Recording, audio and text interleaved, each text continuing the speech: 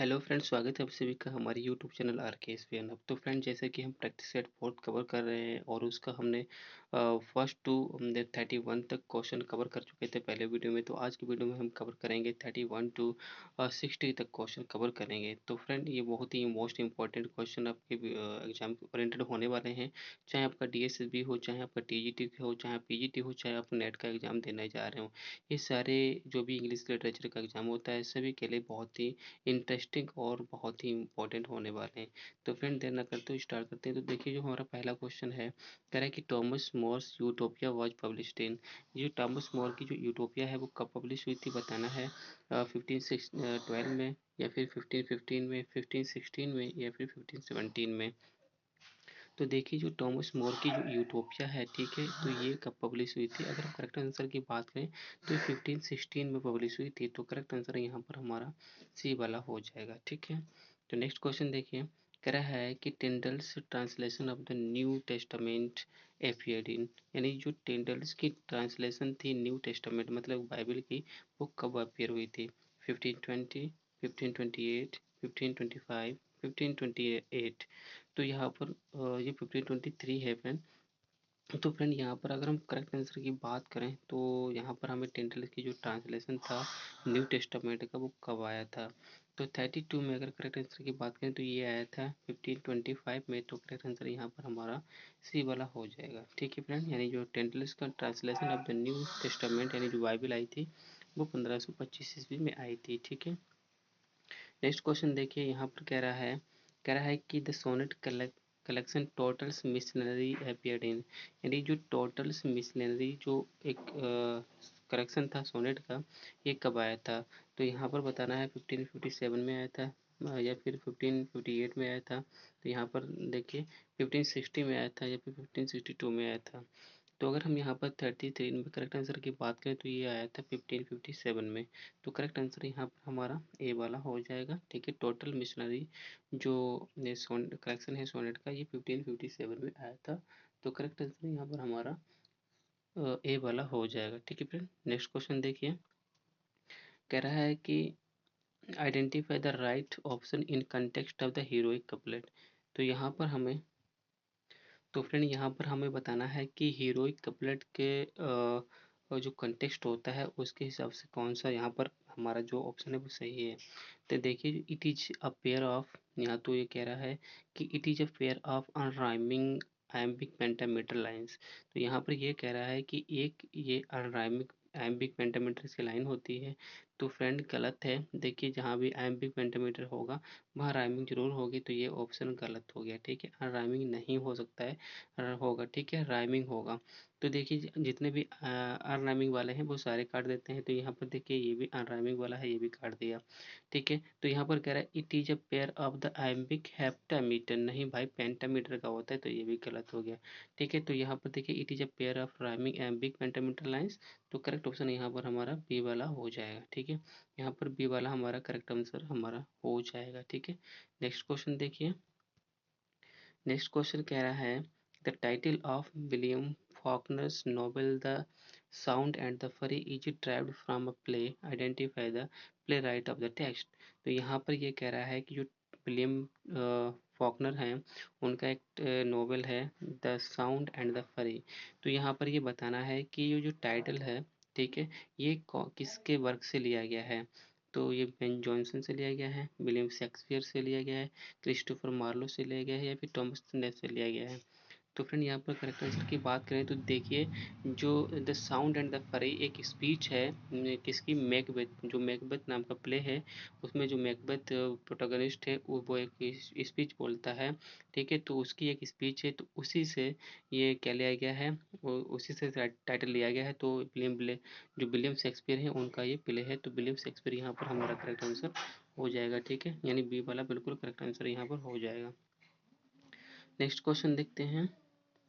तो next question कह रहा है कि identify the poet who is associated with the these verse lines. यहाँ पर क्या बताना है कि इन लाइन से कौन पोइट जुड़ा हुआ है।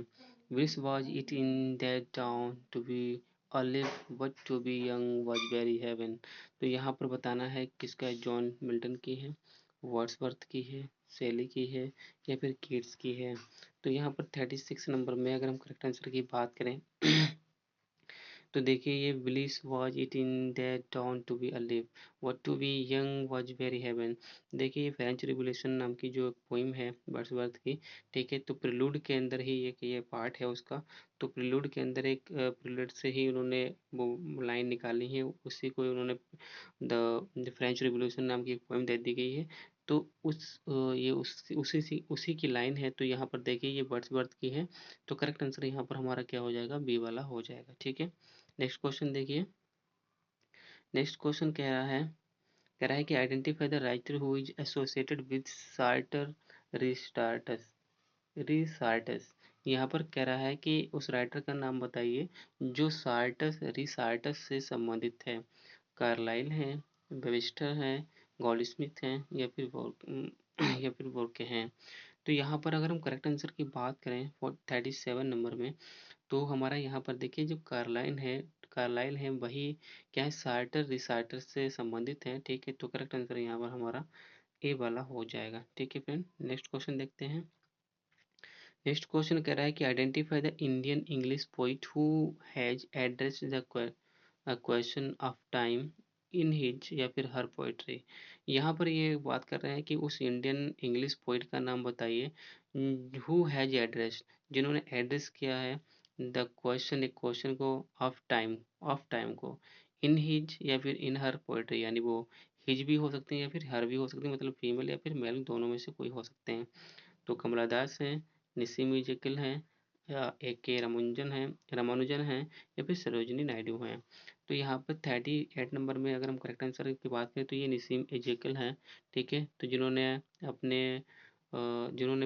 किसी क्वेश्चन को एड्रेस किया ऑफ टाइम को, तो करेक्ट आंसर यहाँ पर हमारा बी वाला हो जाएगा। ठीक है, नेक्स्ट क्वेश्चन देखते हैं। तो देखिए यहाँ पर नेक्स्ट हमारा जो क्वेश्चन है कह रहा है कि identify the number of poems in Sidney sonnet sequence Astrophel and Stella. यहाँ पर ये कह रहा है कि जो सिडनी का एक कलेक्शन ऑफ सोनेट है स्टॉफल एंड स्टेला, तो उसमें कितने सोनेट हैं। तो यहाँ पर हमें 39 नंबर में हमें बताना है कि जो सिडनी का स्टॉफल स्टेला है तो उसमें कितने नोवेल हैं। ठीक है, तो देखिए 88 हैं या फिर 108 हैं। तो यहाँ पर अगर फ्रेंड हम दो ही ऑप्शन में बात करें तो यहाँ पर देखिए कितने हैं, 108 यानी 108 को उसमें सोनेट का कलेक्शन है। तो करेक्ट आंसर यहाँ पर हमारा बी वाला हो जाएगा। ठीक है फ्रेंड, नेक्स्ट क्वेश्चन देखते हैं।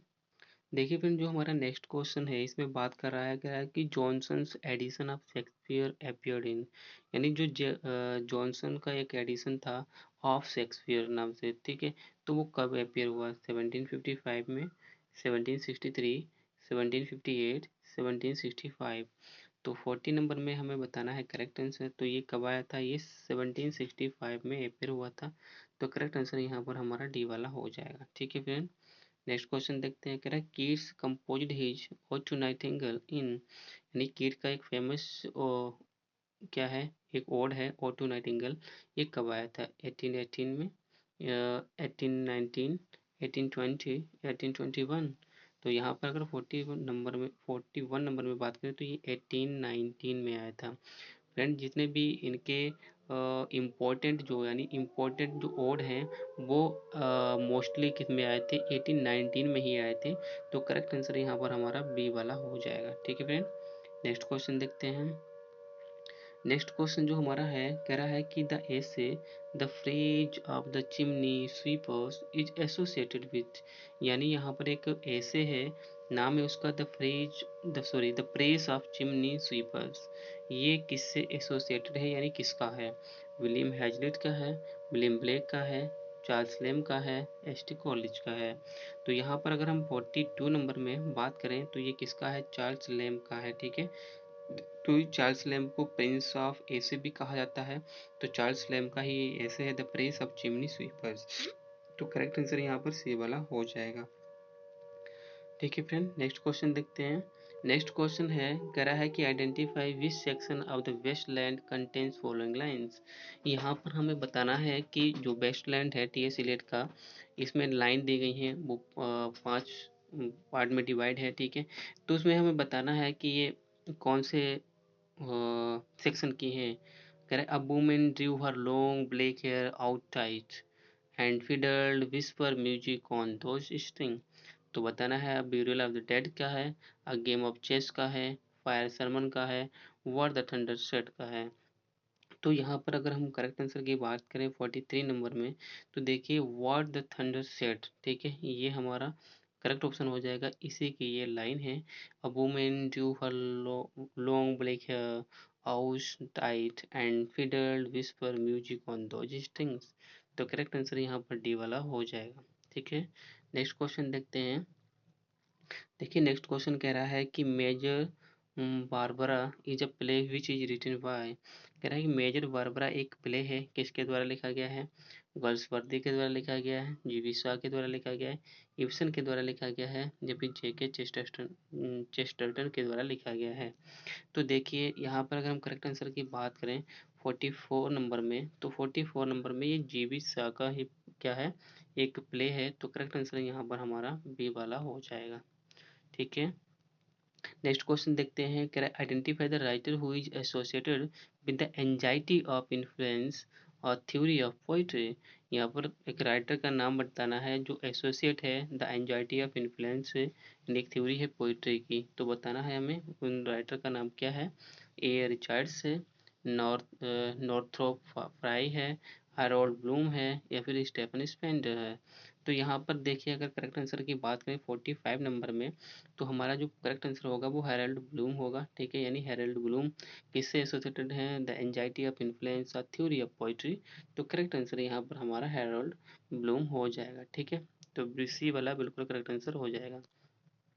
नेक्स्ट क्वेश्चन देखिए, कह रहा है identify the writer who has used the expression Victorian compromise for the first time.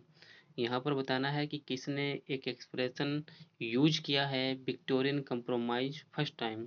GK Chesterton, Harold Bloom, David Thesil, या फिर लेविस। तो यहाँ पर बताना है 46 नंबर में करेक्ट ऑप्शन। तो यहाँ पर हमारा हो जाएगा ए वाला, जेके चेस्टरटन, ये हमारा बिल्कुल राइट ऑप्शन हो जाएगा जिन्होंने विक्टोरियन कंप्रोमाइज को फर्स्ट टाइम यूज किया था। ठीक है, तो करेक्ट आंसर यहाँ पर हमारा ए वाला हो जाएगा। नेक्स्ट क्वेश्चन कह रहा है कि the second part of the pilgrims progress was published इन जो पिलग्रिम्स प्रोग्रेस है, इसका सेकेंड पार्ट कब आया था? 1684, 1686, 1690, 1688। तो यहाँ पर 47 नंबर में अगर हम करेक्ट आंसर की बात करें, तो यहाँ पर देखिए ये आया था 1684। तो करेक्ट आंसर का यहाँ पर हमारा ए वाला हो जाएगा। ठीक है, नेक्स्ट क्वेश्चन देखते हैं। नेक्स्ट क्वेश्चन हमारा है, इसमें बात कर रहा है the glorious revolution happens in, यानी जो ग्लोरियस जो रिवॉल्यूशन है वो कब घटित हुई? 1682, 1684, 1688, 1788। तो यहाँ पर देखिए 48 नंबर में हम करेक्ट आंसर की बात करें तो ये है 1688। तो करेक्ट आंसर यहाँ पर हमारा सी वाला हो जाएगा। ठीक है, नेक्स्ट क्वेश्चन देखिए, कह रहा है कि Cavalier poetry boomed in the rain of, यानी जो कैवलियर पोइट्री थी यानी जो कैवलियर पोइट्स थे, तो वो किसके रेन में थे? James second, Charles first, Oliver Cromwell, या फिर चार्ल्स सेकेंड। तो यहाँ पर देखिए 49 नंबर में अगर हम करेक्ट आंसर की बात करें तो ये हमारा हो जाएगा चार्ल्स फर्स्ट। ठीक है, चार्ल्स फर्स्ट के ही रेन की बात करते हैं। तो करेक्ट आंसर यहाँ पर हमारा बी वाला हो जाएगा। नेक्स्ट क्वेश्चन देखते हैं। नेक्स्ट क्वेश्चन कह रहा है कि ode to Cecilia is a work of, जो ओ टू सेसिलिया है ये वर्क किसका है? Thomas Gray, John Dryden, Alexander Pope, या फिर जॉन मिल्टन। तो यहाँ पर अगर हम करेक्ट आंसर की बात करें 50 नंबर में, तो ये किसका है? जॉन ड्राइडन का है। ओ टू सिसिलिया ये जॉन ड्राइडन का है। तो करेक्ट आंसर यहाँ पर हमारा बी वाला हो जाएगा। नेक्स्ट क्वेश्चन देखिए, कह रहा है कि John Keats La Belle Dame sans Merci is an example of, यहाँ पर ये किसका एग्जाम्पल है? ट्रेडिशनल बैलेड का है, या फिर अथेंटिक बैलेड का है, या फिर इनोवेटिव बैलेड का है, या फिर द बैलेड ऑफ ग्रोथ का है। तो यहाँ पर हमें बताना है ला वेलेडियम सेंस मर्सी ये किसका एग्जाम्पल है। तो 51 नंबर में अगर करेक्ट आंसर की बात करें तो ये इनोवेटिव बैलेड का एग्जाम्पल है। तो करेक्ट आंसर यहाँ पर हमारा सी वाला हो जाएगा। ठीक है, सी वाला करेक्ट आंसर यहाँ पर हमारा हो जाएगा। नेक्स्ट क्वेश्चन है, कह रहा है कि John Milton lost his site of the first I completely.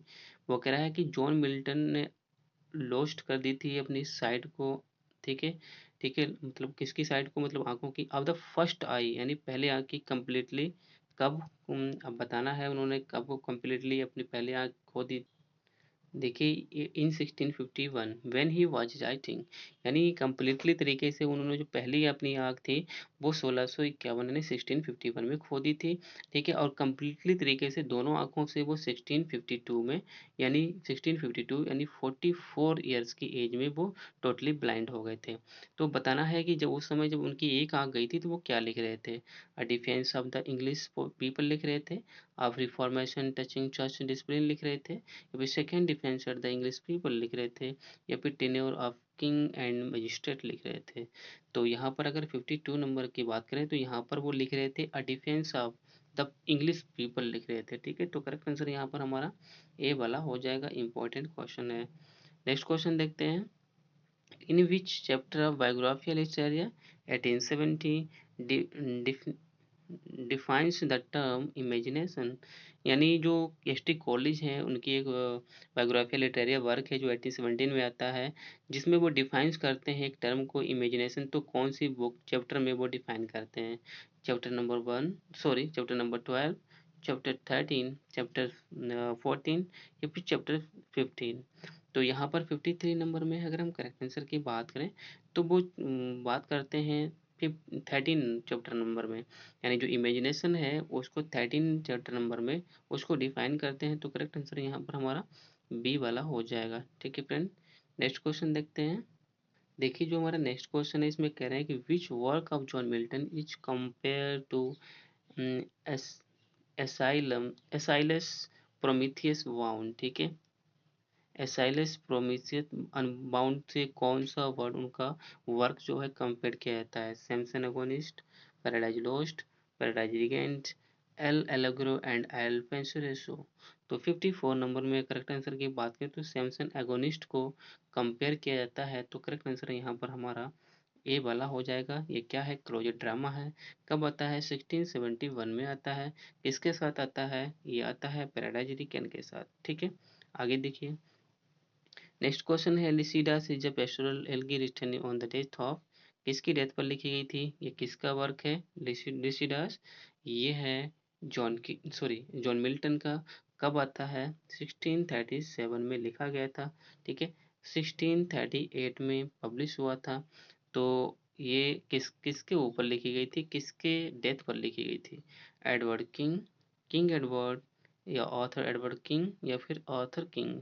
तो देखिए ये एडवर्ड किंग के ऊपर लिखी गई थी, इनके फ्रेंड थे, ठीक है। तो करेक्ट आंसर यहाँ पर हमारा ए वाला हो जाएगा, ठीक है। 55 नंबर में ए वाला बिल्कुल करेक्ट ऑप्शन हो जाएगा। नेक्स्ट क्वेश्चन देखिए, नेक्स्ट क्वेश्चन है, कह रहा है कि Areopagitica is a prose work of Milton published in, Areopagitica ये जो प्रेस है, ठीक है, उसकी फ्री के ऊपर लिखा गया, फ्रीडम के ऊपर लिखा गया है एरियोपेजिटिका। तो ये कब आया था, 1642, 1643, 1644, 1648। तो यहाँ पर देखिए ये 1644 में आया था। तो करेक्ट आंसर यहाँ पर हमारा सी वाला हो जाएगा, ठीक है। नेक्स्ट क्वेश्चन देखते हैं, कह रहा है कि on his deceased wife is a sonnet written by, यहाँ पर एक बताना है कि ऑन ही डिसीज्ड वाइफ एक सोनेट है, किसके द्वारा लिखा गया है, Robert Burton, William Shakespeare, William Wordsworth, John Milton. तो ये देखिए ऑन ही डिसीज्ड वाइफ एक एक सोनेट है और जो जॉन मिल्टन के द्वारा लिखा गया है। तो करेक्ट आंसर यहाँ पर हमारा डी वाला हो जाएगा, ठीक है। जॉन मिल्टन करेक्ट ऑप्शन यहाँ पर हो जाएगा। नेक्स्ट क्वेश्चन देखते हैं, नेक्स्ट क्वेश्चन कह रहा है कि who is known as mystic poet, mystic poet के रूप में किसे जाना जाता है, William Blake, S T Coleridge, Wordsworth, Keats. तो 58 नंबर में हमें बताना है मिस्टिक पोइट के रूप में किसे जाना जाता है। तो मिस्टिक पोइट के रूप में विलियम ब्लेक को जाना जाता है। तो करेक्ट आंसर यहाँ पर हमारा ए वाला हो जाएगा, ठीक है। ए वाला बिल्कुल करेक्ट ऑप्शन यहाँ पर हमारा हो जाएगा। नेक्स्ट क्वेश्चन देखिए, कह रहा है कि T S Eliot's the waste land was first published in, यानी जो टी एस इलियट की जो वेस्टलैंड है फर्स्ट टाइम किस में आई थी, देखिए द डायल में आई थी, द यल रिव्यू में आई थी, द क्राइटेरियन में आई थी या फिर नन ऑफ दीज में आई थी। तो 59 नंबर में अगर हम करेक्ट आंसर की बात करें तो देखिए फर्स्ट टाइम द क्राइटेरियन में आई थी, ठीक है, ये इसमें आई थी फर्स्ट टाइम, और सेकेंड टाइम जो आई थी वो आई थी द डायल में। तो करेक्ट आंसर यहाँ पर हमारा सी वाला हो जाएगा, ठीक है फ्रेंड। नेक्स्ट क्वेश्चन देखते हैं। कह रहा है कि हु सेड दीज वर्ड्स, कौन कहता है ये लाइनें? I guess I am not a nature poet, I have written only 2 poems without a human being in them. तो ये लाइन कौन कहता है? Wordsworth, Keats, Frost, Whitman. तो यहाँ पर 60 नंबर में करेक्ट आंसर की बात करें तो ये जो रॉबर्ट फ्रॉस्ट हैं ये वो बात करते हैं कि I guess I am not a nature poet, I have written only 2 poems without a human being in them. तो करेक्ट आंसर यहाँ पर हमारा सी वाला हो जाएगा, ठीक है फ्रेंड। नेक्स्ट क्वेश्चन देखिए। नेक्स्ट जो हमारा क्वेश्चन कह रहा है कि the play Strife appears in, जो स्ट्राइफ नाम का प्ले है किस जॉन गल्सवर्दी का है, तो ये कब आता है? 1906, 1910, 1909, 1911। तो स्ट्राइफ नाम का जो प्ले है ये कब आता है? तो देखिए जो करेक्ट आंसर की बात करें तो ये 1909 में आता है। तो करेक्ट आंसर यहाँ पर हमारा सी वाला हो जाएगा, ठीक है। आगे ये कह रहा है कि कमला दास अडॉप्टेड टू ब्लाइंड चिल्ड्रन, तो यानी जो कमला दास थी उन्होंने किस धर्म के 2 ब्लाइंड चिल्ड्रन को अडॉप्ट किया था, गोद लिया था? मुस्लिम, हिंदू, क्रिश्चियन, सिख। तो यहाँ पर 62 नंबर की बात करें तो उन्होंने मुस्लिम जो 2 बच्चे थे ब्लाइंड थे उनको उन्होंने क्या लिया था? अडॉप्ट किया था। और ये इन्होंने 1999 में इस्लाम को क्या कर लिया था? कबूल कर लिया था, यानी ये इस्लाम धर्म कबूल कर लिया था इन्होंने। तो और इनकी इकबाल नाम की एक बंदे से शादी हुई थी, ठीक है। तो यहाँ पर करेक्ट आंसर हमारा क्या हो जाएगा? ए वाला हो जाएगा। नेक्स्ट क्वेश्चन देखते हैं। कह रहा है कि identify the modern writer for whom Eliot has used the expression il miglior. तो यहाँ पर बताना है कि टी.एस. इलियट ने एक मॉडर्न राइटर है उनके लिए एक एक्सप्रेशन यूज किया है, il miglior, Galsworthy, Graham Greene, W B Yeats, Ezra Pound. तो 63 नंबर में करेक्ट आंसर की बात करें तो देखिए जो 63 नंबर में हमारा जो करेक्ट आंसर होगा वो इजरा पाउंड होगा, कि इजरा पाउंड को ही द बेस्ट लैंड डेडिकेटेड है, ठीक है। तो करेक्ट आंसर यहाँ पर हमारा डी वाला हो जाएगा, ठीक है फ्रेंड। तो फ्रेंड देखिए जो हमारा नेक्स्ट क्वेश्चन है, कह रहा है कि summer in Calcutta contains poem, जो समर इन कलकत्ता है उसमें कितनी पोएम है? 35 है या फिर 50 है? तो फ्रेंड अगर हम दो ही ऑप्शन में बात करें तो उसमें 50 पोएम्स हैं। तो करेक्ट आंसर यहाँ पर हमारा बी वाला हो जाएगा। तो फ्रेंड आज के वीडियो में हमने 31 to 64 क्वेश्चन कवर किए हैं जो बहुत ही महत्वपूर्ण है आपके क्वेश्चन किसी भी एग्जाम के लिए।